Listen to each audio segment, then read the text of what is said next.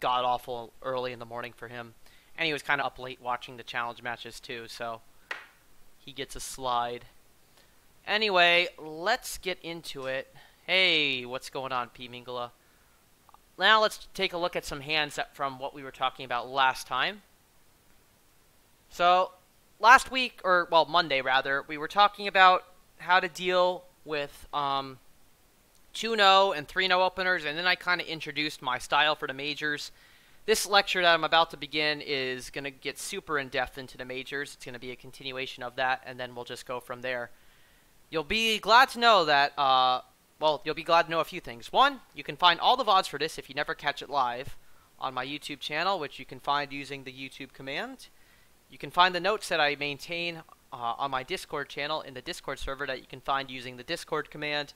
And I have actually taken notes for like everything that I'm going to cover here on out. I actually was bored at work this week, and I got ahead of myself, and I put in all those notes, so I've kind of got the schedule set for what I want to do. So we'll see how closely I maintain that. Anyway, so last time we talked about 2-0 and 3-0 openers. So I began by talking about how I would use Stamen over 2-0.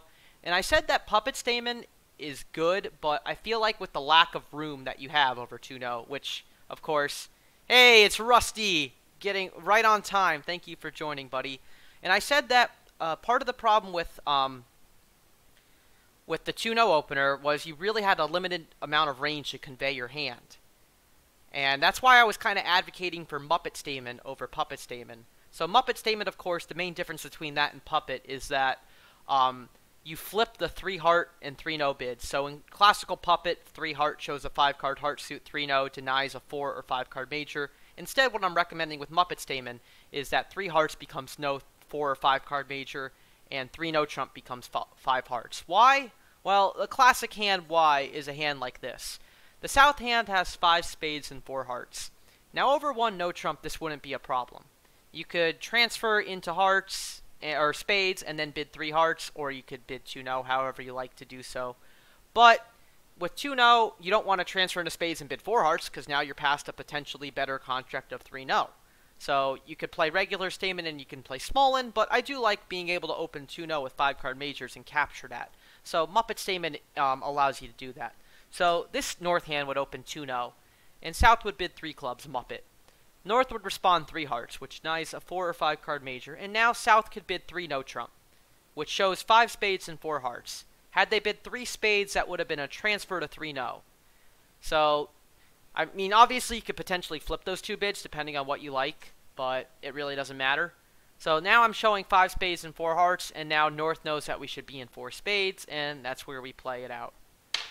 Nice and easy. Next hand to consider is the 5-heart hand with Muppet. So now, instead of bidding 3 hearts to show 5 hearts, the 2-0 opener bids 3-0. So north opens 2-0, and south bids 3 clubs. North bids 3-0, which shows 5 hearts. Now south actually might pass here, because he is 4-3-3. But let's say he's a good player, a good partner who always tries to put his partner in a 8-card fit.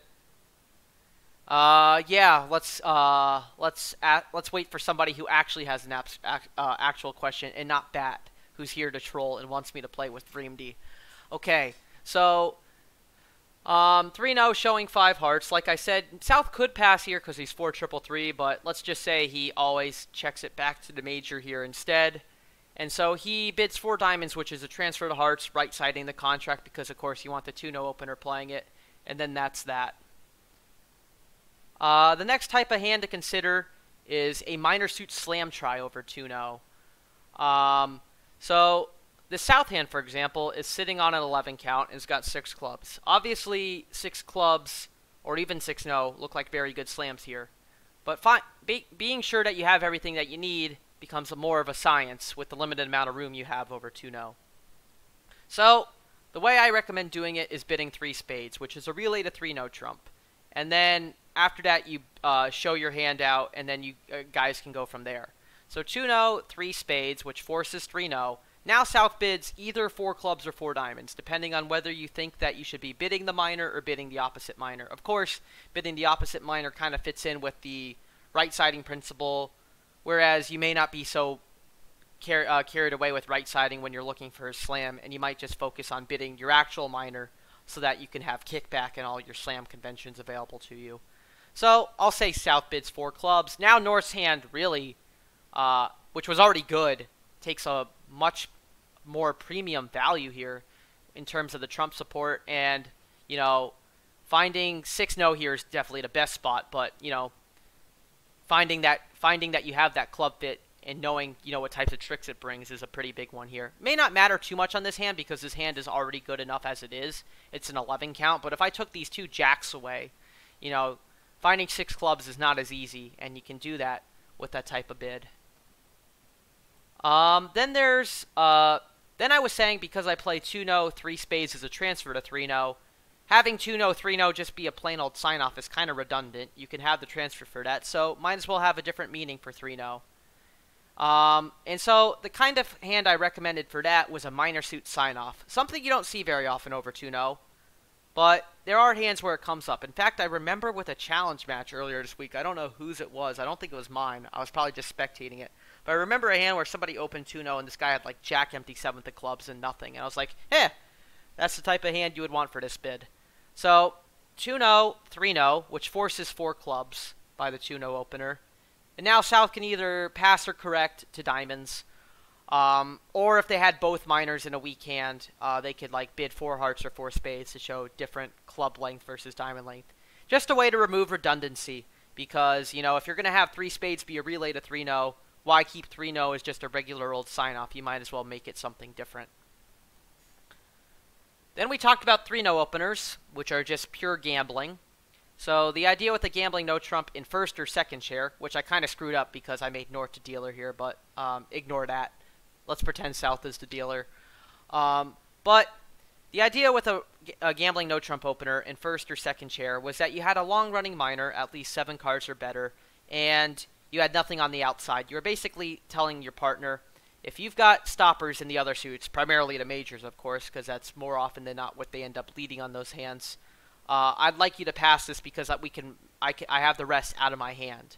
So, like, for example, South opens 3-no here. North, with 2 kings and aces that they can protect, happily passes, and 3-no trump plays really well here. North is very lucky that South has the Jack of Hearts. That is a card that holds. Actually, you know what? 3-no goes down on this hand. Why did I design a hand where 3-no goes down? Can somebody tell me why I would do that? All right, let's give North another ace so that they have 9 tricks. That was silly. I don't have 9 tricks here, and now I'm embarrassed at myself for not considering that when I was making this hand. All right, moving on. You get the idea. And in third or fourth chair, the 3-no opener should be better because, of course, you're facing a passed hand. When you're facing a passed hand, of course, no point in that having nothing on the outside because your partner can only have so much. And after that, oh my God, I can't believe I did that. I have to block that out of my head. Then we talked about you went down 8 double the other day in gambling 3-no. Well, your partner probably shouldn't have passed.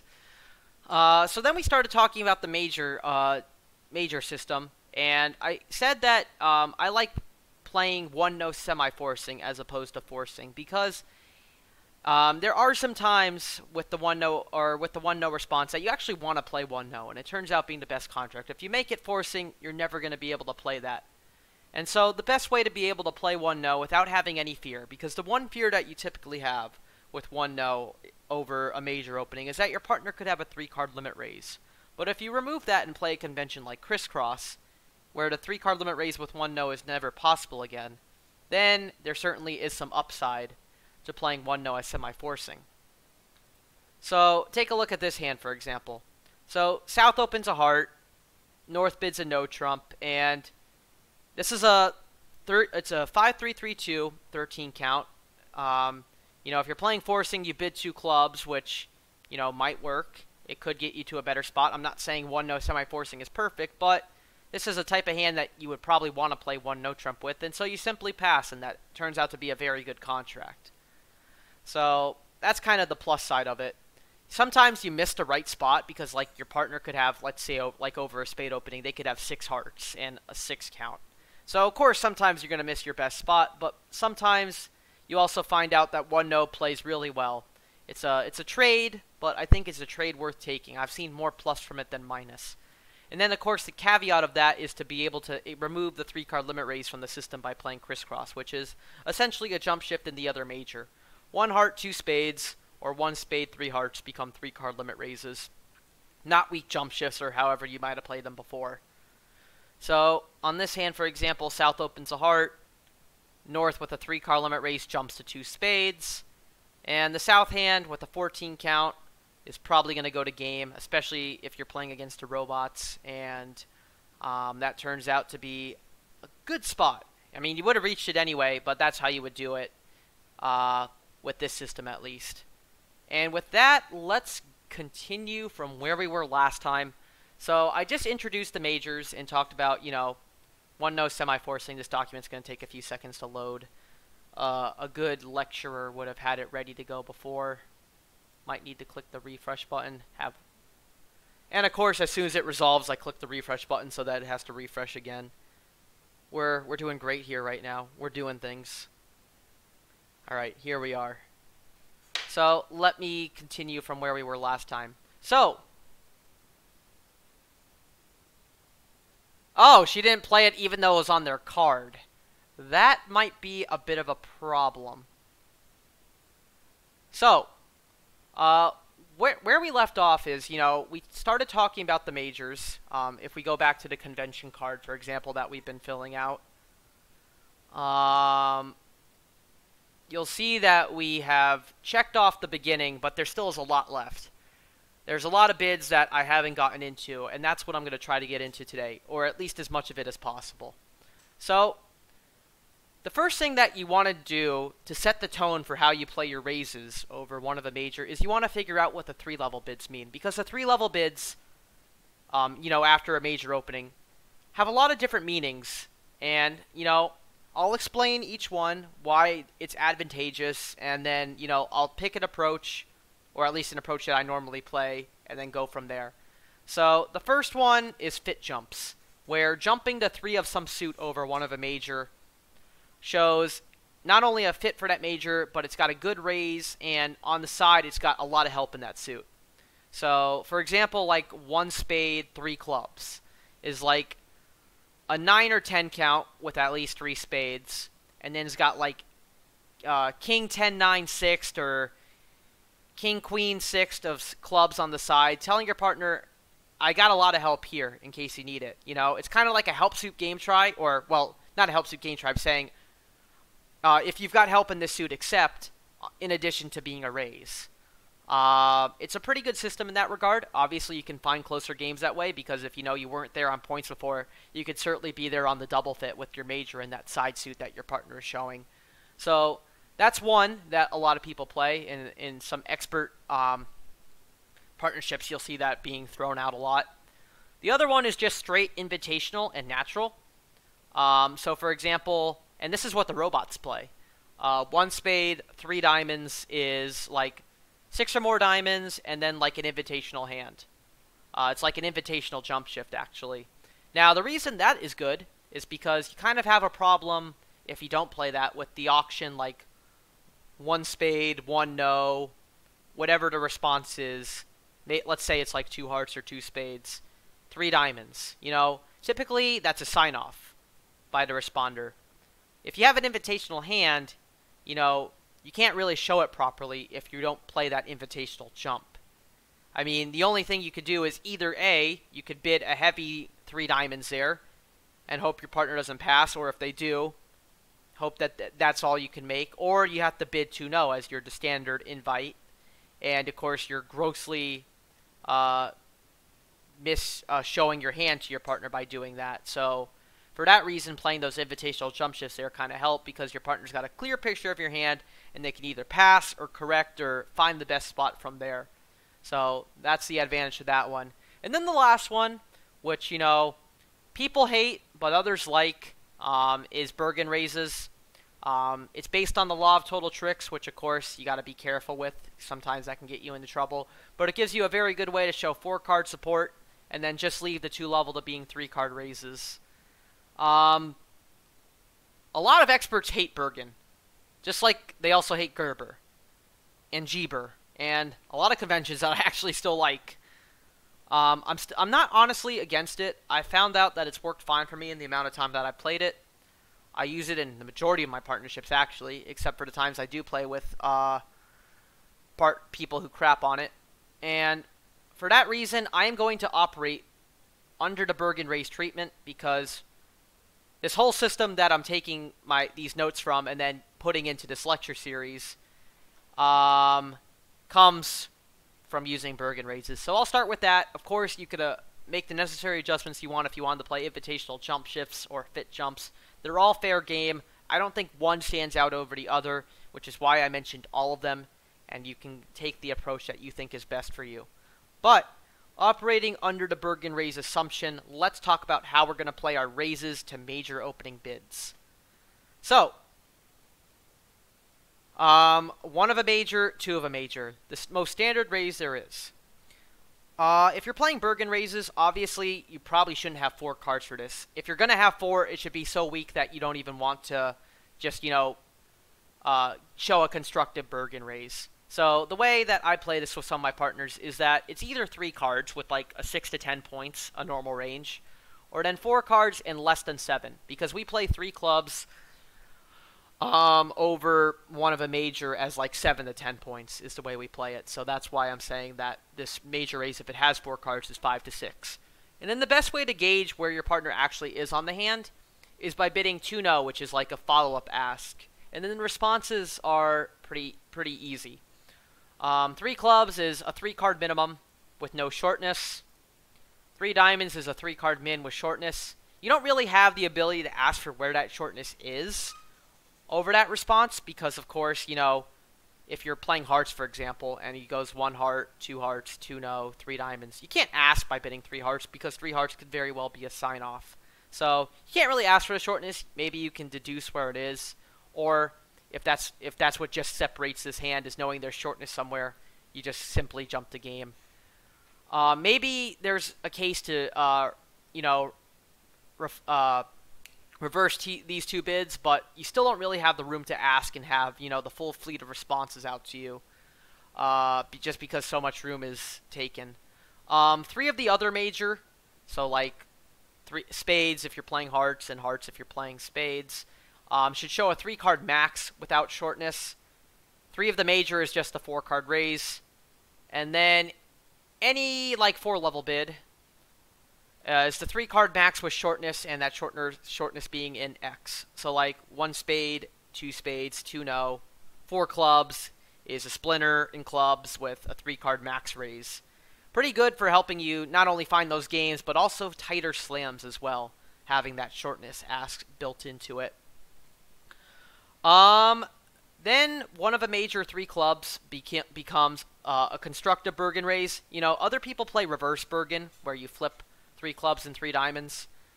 They're fine. I don't see a difference between reverse Bergen and regular Bergen. I don't think that having 3 clubs be a limit raise and then 3 diamonds be a constructive raise gives you I don't think having that extra room really makes a difference. So, just play it your regular way.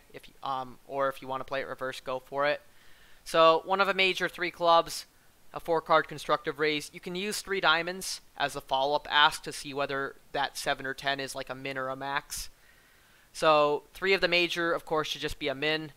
Obviously, if you're asking, you should be willing to play game opposite a max. And so then 4 of the major is just a max. So like 1 heart, 3 clubs, 3 diamonds, 4 hearts should be at the top of that bid. 1 of the major 3 diamonds is the 4-card limit raise, or the constructive raise if you're playing reverse Bergen. No need to have a follow-up ask here. Obviously, you have a very good picture of what it is, and then you just go from there. And then 1 of a major, 3 of a major is a weak 4-card raise. Obviously, it should be less than 5 points, or else you could have just raised to 2. So it should be less than that. And of course, be wary of what you're doing vulnerable, especially when it's red against white. You should be careful in not going nuts on your preemptive Bergen Raises because that can get you buried. Like if you're 4-3-3, you know, that's probably not a good idea. You want to have some shape to do that if you're going to be that weak, or else, you know, you could face the -200 Kiss of Death at match points. The next thing to talk about with major suit raises is Drury. Drury, of course, is a much-needed bid after 3rd seat and 4th seat major openers because you need to be able to detect when your partner's actually opening light, and they should be able to open light and not get buried. You know, opening light in 3rd or 4th chair with a major has a lot of power in competitive auctions and taking some room away from the opponents and making them less comfortable. So, you want to have a convention like Drury that's able to detect that. So, standard Drury in standard literature will say that 2 clubs is, you know, a 3-card limit raise, and then like 2 diamonds is supposed to be the weak response, and then anything else shows extras. That's pretty outdated. Most people now play reverse Drury, where just bidding 2 of the major is the min. I think that's cool because then you can make like 2 diamonds a game try, for example, and then even if you don't have the help, you can still sign off in 2 of a major. So I like it for that reason. Obviously, you know, rebidding your suit should usually be the min in most auctions, so it just kind of fits in with that. And there's also, of course, the people who play 2-way reverse Drury, where 2 clubs is a 3-card limit raise and 2 diamonds is a 4-card limit raise. It's nice, but I don't really think there's a need to have both of them. I don't think your hand judgment's going to change that drastically with a 3-card limit raise than versus a 4-card limit raise. So for that reason, I like playing just 2 diamonds as natural and having 1-way reverse Drury. Because, you know, you should have a way to show one of those minors as natural over a major opening. And if you're keeping both of them as artificial, when are you going to actually be able to show, you know, an actual minor suit there? So for that reason, I like to play 2 diamonds as natural. I will also note that I sometimes play Bergen Raises even versus a 3rd and 4th seat opener, which of course is pretty unconventional. It sometimes gives good blocking action into the auction because now you're on the 3 level before they can get an overcall in potentially. Like I said with just playing Bergen Raises before, be wary of when you do that, especially when you're red. Because if your partner is opening an actual 3rd seat opener, they can be getting buried by that bid. The other thing to say, of course, on the reverse side, and this is something that Bat might have to accept, is you also shouldn't open complete stink bombs 3rd or 4th chair. Like, they should be close to, you know, a standard 3rd seat opener. Like, today, I think I was playing in a speedball with Snake, and I had like Ace Queen 10 5th and Queen Jack 9 5th of in the majors, a 9 count, and I opened a spade in 3rd chair. You know, it wasn't 10, but it was good because I had both majors, I had a rebid, and you know, I'm not going to get buried on that hand because I have shape to cover my lack of points. Just don't open random 8 counts 3rd chair if you're balanced, because you know, next thing you know, your partner's competing to the 3 level and you're on the hook for something big. So, Bergen Raises can be useful if you agree to play them there. And then, you know, that's how you can handle your 4-card limit raise, is just playing the standard Bergen limit raise there. And then you can just keep your 3-card limit raise with 2 clubs and have 2 diamonds be natural. So, how I play one of a major 2 clubs is as a 3-card raise with 8 to 12 points. Now, why 8 to 12? Because we don't play the standard raise as 6 to 10. We found that we drop our regular raise from 6 to 10 to 6 to 7 in 3rd and 4th chair. It keeps you off the 3 level more often by doing that, which is good because, of course, you don't want to be that high up when your partner might only have 10 and you have 10. So we dropped the Drury range quite a bit, and then we built in a 2-diamond ask, an artificial ask to that 2-club bid that allows you to like check where that 2-club bid is actually from. And then the responses are pretty straightforward. 2 of the major is the minimum part, like 8 to 10. Bidding any other suit, like for example 2 hearts if the suit that was open with spades, or bidding some suit on the 3 level, should be 11 to 12 with values in that suit. You know, kind of answering your partner's game try while showing a max at the same time. And then 2-0 would be a balanced hand at the max. That way, you know, your partner can judge from there where the best spot is, whether it's the 3 level or whether it's actually, you know, going to game or beyond. So that's that. As you can see, I put in a note that that was where I was going to stop the lesson. Obviously, I went through that pretty quickly, and I'm not seeing any questions, which either means there are none or I'm blowing everybody's mind and nobody's able to comprehend why I play such a convoluted major system, why we play Bergen, and all that crap, which is also perfectly fine. You could definitely question that, but I think it is, you know, not a bad place to start. So before I go into the next part, I am going to just basically... Yeah, sometimes I ask that I raise that question myself. So, just to fill this in, double raise is weak. After an overcall, it should be weak. And then where we're going to go from there, and we play reverse jury. 2 clubs equals 8 to 12. And I should also say Bergen. So where I'm going to go from here, and I'm basically now going to combine 2 lectures in one, which is fine, because the next one was still just about the majors only, is we're going to talk about Jacobi. First thing I'm going to talk about is game tries. In terms of game tries, you know, there's a lot of different game try systems out there. You know, some people advocate for long suit game tries, others advocate for short. I don't really know if one's better than the other. I typically play just, you know, long suit game tries because, you know, more often than not. I had a question, but it's complicated, and also I don't remember what it was. Well, keep thinking about it and let me know when you have it. I'm happy to answer it if you can remember it. So I just normally play long suit game tries because, you know, more often than not, you know, I'm interested in my partner having help in a suit that I actually have, like, at least 3 cards in, and I don't see a reason to ask for help in anything else. Especially, you know, I have that no ask now that allows me to gauge some information as well for my partner having shortness. So I just typically play natural game tries, aka long suit game tries. And then if I didn't have a hand where that was right, I could go through that 2-no relay to get the necessary information. So the next point I wanted to talk about was Jacobi. And, you know, standard Jacobi is okay. You know, standard Jacobi being where if you have shortness, you bid it, and if not, you show your strength by bidding like 3 of the major as a max, 3 no as a medium, and then 4 of the major as a min. I think that's okay, but I feel like there's not enough strength in that convention in just the standard sense of it to show.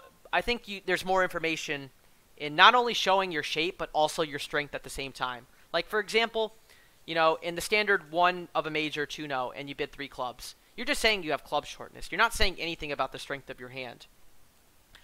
You know, and then your partner is kind of like scrambling, you know, to know, okay, does that mean we should be looking for slam? Should I just be signing off? What should I be doing?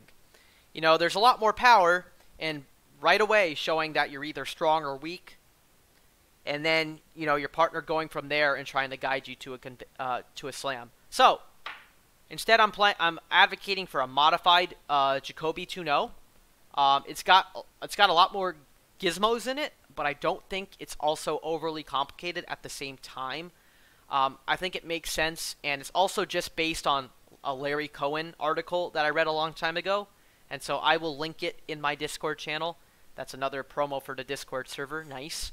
And I will put it there. It's just slightly tweaked off of that, but it gives a good starting point. And most of you might have heard of this, or like this basic response for structure before. So one of a major 2-no, the responses, 3 clubs is any minimum hand. So right off the bat, you're showing your strength. And the way I define minimum hand is like anything less than 14 points. So like 11 to 13, you know, just your minimum openers is 3 clubs. Then you follow up with a shape ask. 3 diamonds becomes a shape ask. There's a lot of asks in this convention. You're going to be asking a lot of questions and getting a lot of answers. So 3 diamonds becomes a shape ask. And then the responses are as follows. 3 hearts is shortness. 3 spades is 5-4-2-2. If you don't have shortness, you might have this. 3 no trump is 5-3-3-2. 4 of a suit is a 5 bagger, just kind of like how it is in normal Jacobi. And then 4 of a major is, any other shape that's possible, like 6-3-2-2 or 7-2-2-2. And then, you have some more asks built into that. So with that shortness ask, 3 spades becomes another ask. And then it's asking for what type of shortness you have. 3 no trump shows avoid. 4 clubs shows, 4 clubs is asking. And then the responses are low, middle, high. So then 4 diamonds is, club shortness. 4 hearts is diamond shortness. And of course, the one thing to know with this convention, or this, is you should never go above 4 of your major. So if you're playing hearts and you've got like spade shortness, for example, you should not bid 4 spades. You don't want to go past a 4 level. So if you have spade shortness, you might still just bid 4 hearts there, even though that should show diamond shortness. And then your partner might have to figure it out, or you might lose out on it. But obviously, you don't want to go too far on this auction. You don't want to fly too close to the sun, as they would say. So over that 3 spade ask, if you don't have a void, you just bid your suit directly at the 4 level to show a singleton. So like 1 of a major, 2 no, 3 clubs, 3 diamonds showing shortness. Well, asking about your shape. 3 hearts showing shortness, 3 spades asking. 4 clubs is a club stiff, 4 diamonds is a diamond stiff, and then 4 hearts is a stiff in the other major. Just based on a lot of low, middle, high responses. 5-4-2-2, you can make 3 no, ask for a 4-card suit.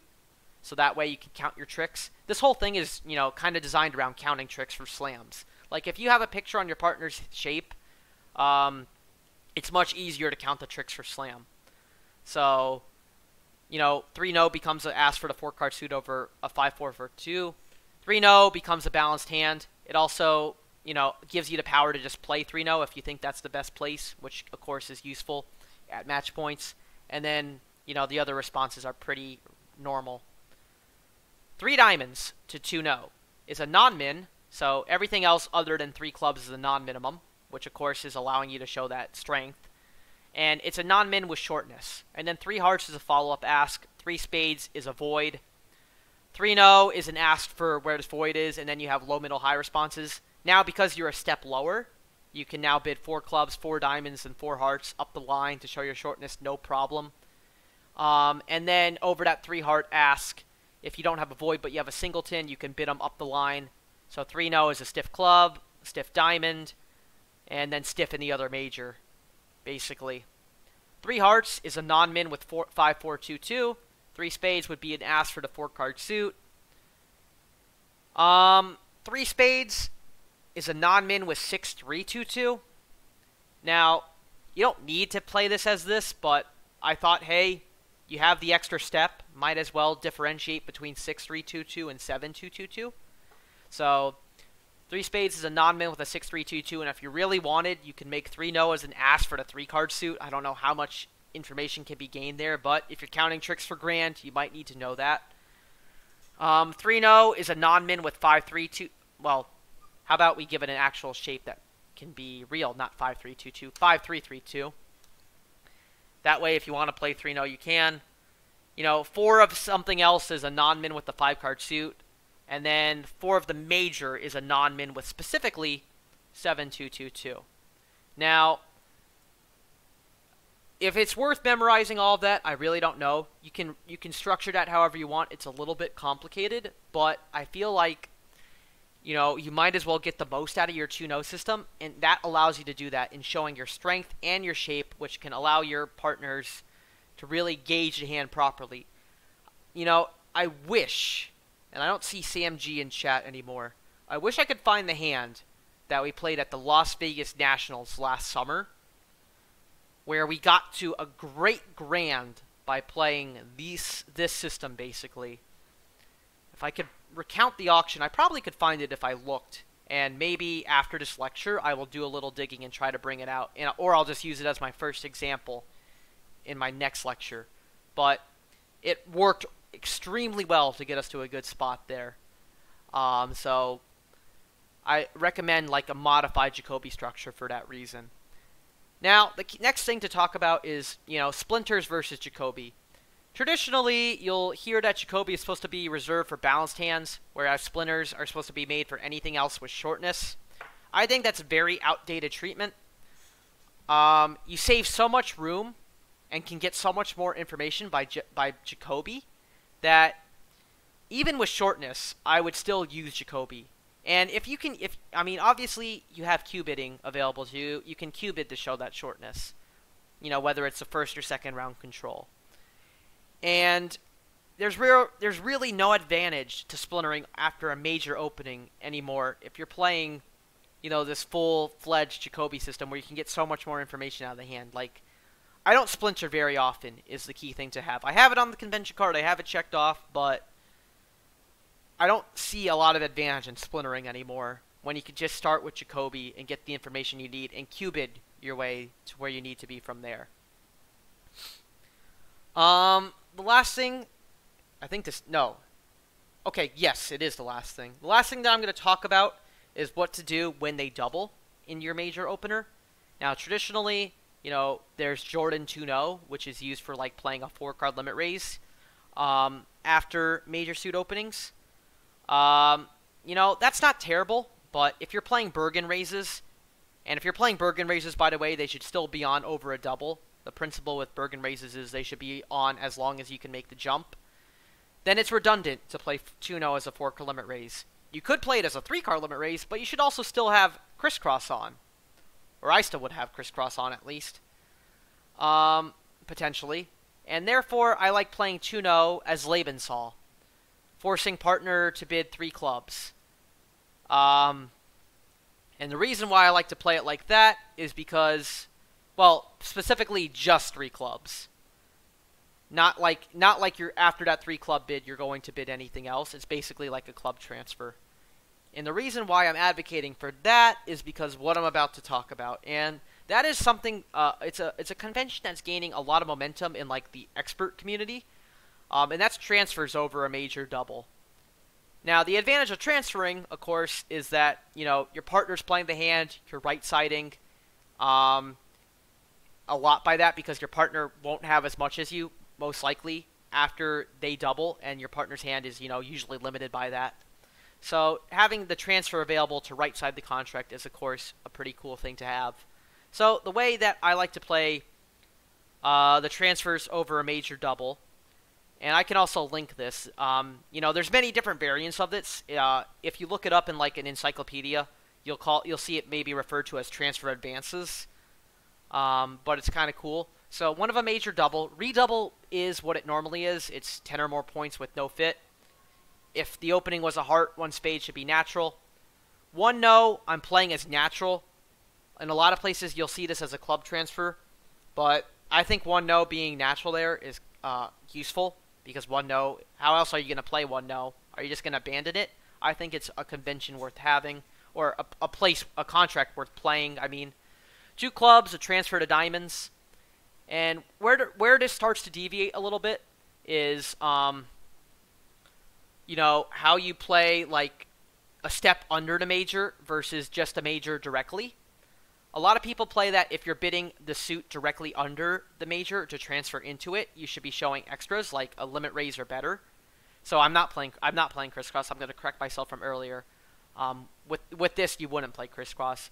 So you could play this as like a 3-card limit raise or better in hearts, for example, if the major is hearts. So a heart double 2 diamonds is a limit raise or better in hearts. And then just bidding 2 hearts directly is just a regular constructive raise. Now, of course, if the major was spades, 2 diamonds would be a heart transfer, and then 2 hearts would be a 3-card limit raise or better in spades, and then 2 spades would just be the constructive raise. 2 no trump becomes a transfer to clubs, because we're not using 1 no as a transfer to clubs, I'm playing it as natural. And then 3 clubs and beyond is like Bergen Raises and whatever you normally play there. But, like I said, the transfers is not very complicated. It's just an extra place to play transfers, and it has a lot of right-siding advantages to it, so I would recommend it. I think it is a little complicated. I don't even play it in all my partnerships. In fact, I took this out of a separate system notes, in addition to the usual system notes I use, because I like this, and I think it's worth including in an advanced card. So, to recap, because now I think we've reached a logical stopping point, I'll check off 2-0 as forcing because we're playing it as Jacobi, and of course it's modified. 3-0 I don't really have a bid defined for this because I don't think I've ever had an auction where it's gone one of a major 3-0. I've seen this played a few different ways. I've seen it played as, like 13 to 15 with 2 pieces or 3 pieces being a choice of games. Go for it. You could play it as like some type of mini splinter. Fair enough. But I'll just put something there and I'll just make a note that I don't bid it and I wouldn't recommend anybody bid it because, it takes up so much room. And then the other thing that we'll note is we'll start to get into this other conventional call section, and I'll say transfers over 1mx. And let's spell transfers correctly. So to recap, today we talked about raises over a major. We talked about Bergen Raises and how we play, our regular raise. And, like the follow-ups to that. We talked about game tries. We talked about Drury and why I play just regular reverse Drury instead of two-way.